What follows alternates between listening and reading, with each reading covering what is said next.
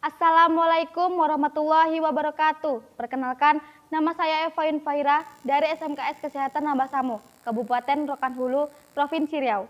Di sini saya akan menceritakan salah satu legenda yang ada di Rokan Hulu, yang berjudul Asal Mula Nama Desa Kubang Buaya.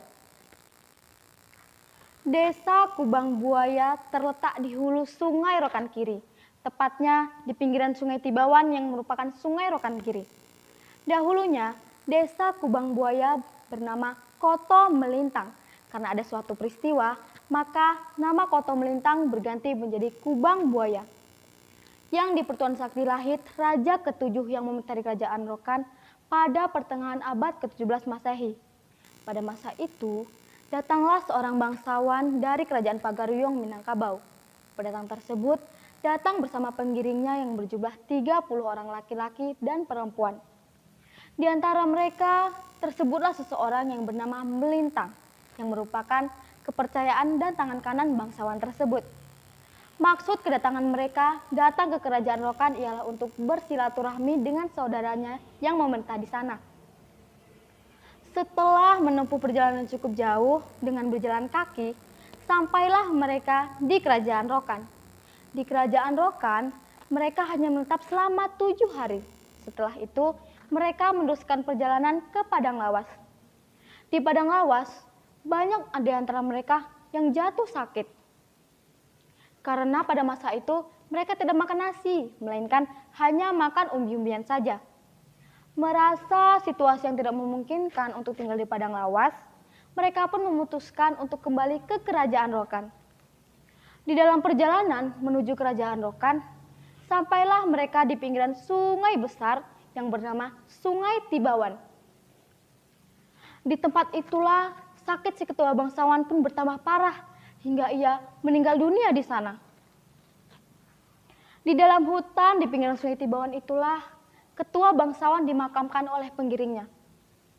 Setelah pemakaman berlangsung, masih dalam suasana berduka, mufakatlah seluruh pengiring bangsawan yang dipimpin oleh Melintang.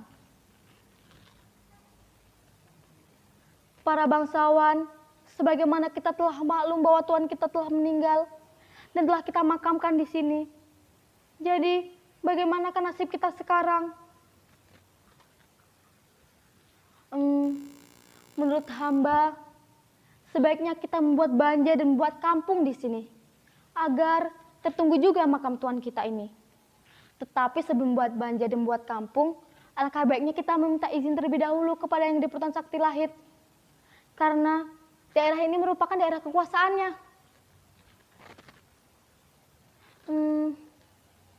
Baiklah.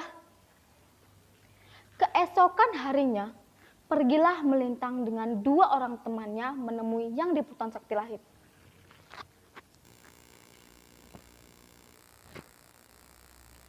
Ada apakah Anda datang kemari? Perkenalkan, nama hamba Melintang, Baginda, dan ini 2 teman hamba. Kedatangan hamba kemari dengan 2 teman hamba ialah untuk meminta izin kepada Baginda Raja yang di Pertuan Sakti Lahit.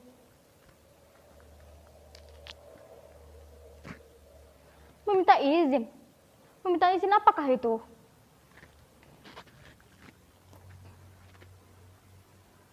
Hamba ingin membuat banja dan buat kampung di pinggiran Sungai Tibawan, Baginda.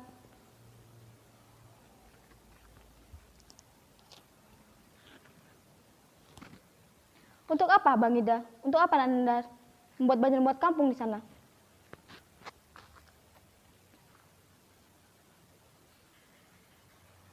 Begini, Baginda, dalam perjalanan menuju Kota Rokan, Tuhan kami meninggal karena sakit, Baginda. Dan kami telah memakamkan beliau di pinggiran Sungai Tibawan.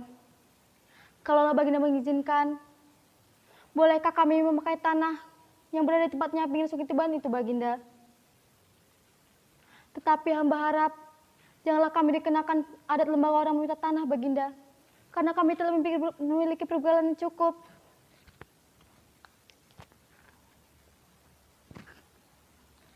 Baiklah, saya hargai kesetiaan kalian terhadap makam Tuhan kalian itu. Untuk itu, saya izinkan kalian buat banja dan buat kampung di sana. Mengenai halnya adat, dan lembaga, saya beri waktu kalian 1 tahun berladang. Barulah adat diisi, lembaga dituangi. Terima kasih, Baginda. Saya akan mengangkat Tuan Melintang sebagai kepala kampung yang akan kalian buat itu, dengan gelar Datu Bendahara Sati Melintang. Sekali lagi saya ucapkan terima kasih, Baginda. Kalau begitu, hamba minta izin kembali menemui para bangsawan kami.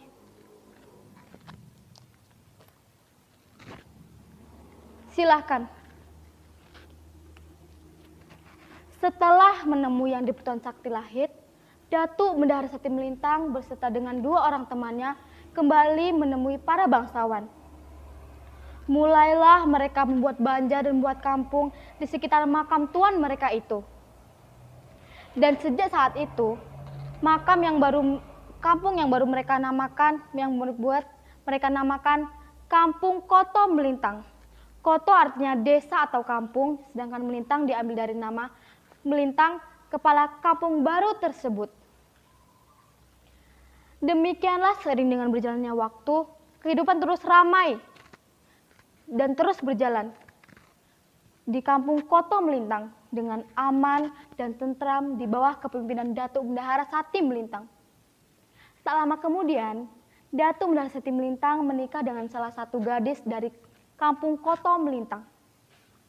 Dari waktu ke waktu, kehidupan terus berjalan hingga ramailah Kampung Koto Melintang. Suatu hari, pergilah istri Datu Bendahara Sati Melintang mencari ikan dengan menggunakan tangguh.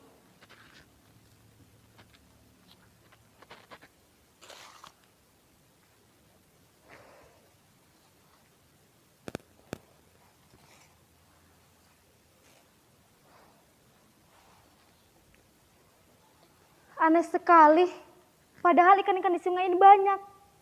Tapi, mengapa hari ini 1 ekor pun tak aku dapatkan? Sudah tengah hari, aku harus segera pulang, agar Datu tak khawatir mencariku.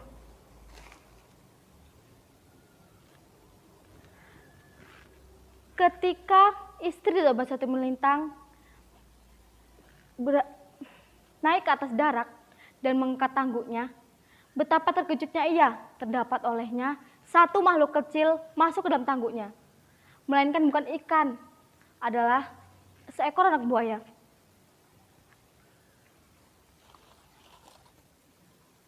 Hah? Makhluk apa ini? Tampak tak seperti ikan. Oh, ini adalah seekor anak buaya. Wah, lucu sekali dia. Aku jadi sangat memeliharanya. Aku harus segera pulang dan beritahunya kepada Datu. Datu, lihatlah apa yang aku bawain, Datu. Apa itu, istriku? Tampak tak seperti ikan. Di mana kau mendapatkannya? Inilah seekor anak buaya, Datu. Aku mendapatkannya karena ia masuk ke dalam tangguhku. Datu, izinkan aku untuk memeliharanya. Aku sangat ingin merawatnya. Baiklah, aku izinkan engkau memelihara buaya itu. Buaya itu langsung diletakkan dan dimasukkan ke dalam tempayan untuk tempat buaya itu tinggal.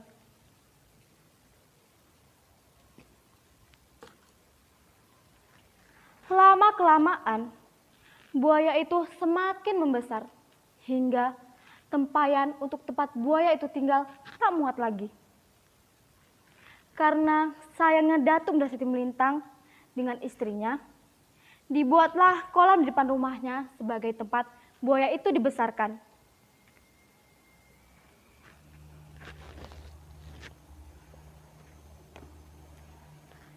Lama-kelamaan, buaya itu semakin besar hingga kolam untuk tempat buaya itu tinggal pun tak muat lagi. Suatu malam, bermimpilah Datu Bendahara Sati Melintang bahwasanya buaya itu mengucapkan terima kasih kepada Datu Bendahara Sati Melintang dengan istrinya karena telah merawatnya hingga ia menjadi dewasa.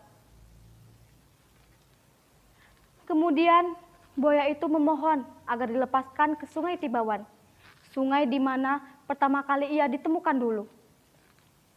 Di dalam mimpinya, dipetuahkan oleh sang buaya tersebut akan dua pantangan yang tidak boleh dilakukan oleh rakyat Kota Melintang. Pantangan yang pertama, tidak ada satu orang pun yang boleh mencikunyit di Sungai Tibawan, karena air kunyit dapat membuat matanya perih dan menjadi buta. Yang kedua, tidak ada sampan yang ada di Sungai Tibawan, tidak boleh ditambal menggunakan ijuk, karena ijuk dapat menusuk matanya. Itulah dua pantangan yang diberikan oleh sang buaya dalam mimpi Datu Medasati Melintang. Sebelum buaya itu dilepaskan. Keesokan harinya, pergilah Datu Medasati Melintang untuk mengumpulkan seluruh rakyat Kota Melintang dan menyampaikan dua pantangan tersebut. Setelah disampaikan, buaya itu langsung dilepaskan ke Sungai Tibawan. Sebelum dilepaskan, buaya itu terlebih dahulu dikalungi tali dari sabut sebagai tanda buaya peliharaannya.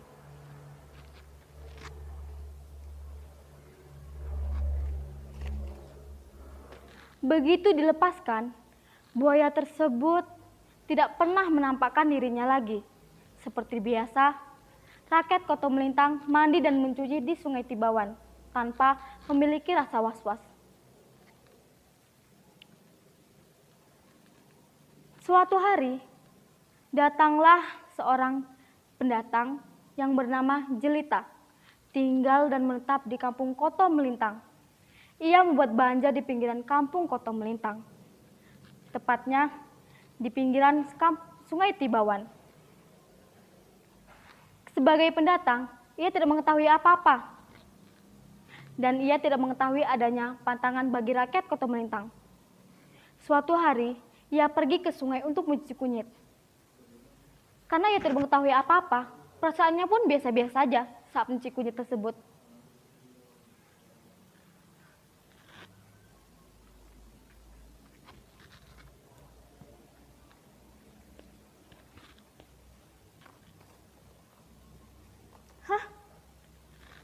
Mengapa tiba-tiba turun hujan?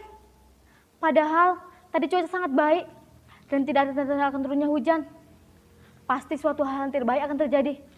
Aku harus segera membersihkan kunyitku dan segera pulang. Saat Jelita bergegas naik ke darat dan ia menoleh ke tengah sungai, nampaklah olehnya buaya yang sangat besar di permukaan sungai. Buaya itu tampak marah dengan tatapan mata melotot ke arahnya.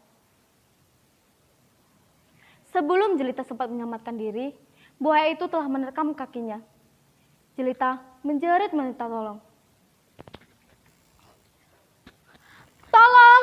Tolong aku! Orang-orang yang mendengar jeritan Jelita segera pergi ke sungai. Tetapi mereka tidak bisa berbuat apa-apa. Salah seorang di antara mereka pergi berlari ke rumah Datu Medasati Melintang. Datu! Hendaknya Datu harus pergi ke sungai. Ada apa, wahai saudaraku? Tenangkan dirimu. Ada salah satu rakyat Kota Melintang diterkam buaya, Datu. Apa? Bagaimana itu bisa terjadi? Ayo kita ke sungai sekarang. Baik, Datu. Datu Medasati Melintang tampak terkejut mendengar laporan kejadian tersebut dan segera cepat-cepat ia pergi ke sungai. Sesampainya di sungai, ia menyaksikan kemarahan buaya tersebut. Tubuh Jelita dihempaskan ke sana kemari dan sungai pun tampak merah oleh darah. Kemudian Datu Medasati Melintang berkata kepada sang buaya, "Anakku, tolong maafkan atas Jelita yang berbuat. Ia tidak mendengar pantanganmu karena ia tidak mengetahuinya. Tolong lepaskan dia." Buaya itu pun mendengar perkataan Datu Medasati Melintang dan segera melepaskan gigitannya.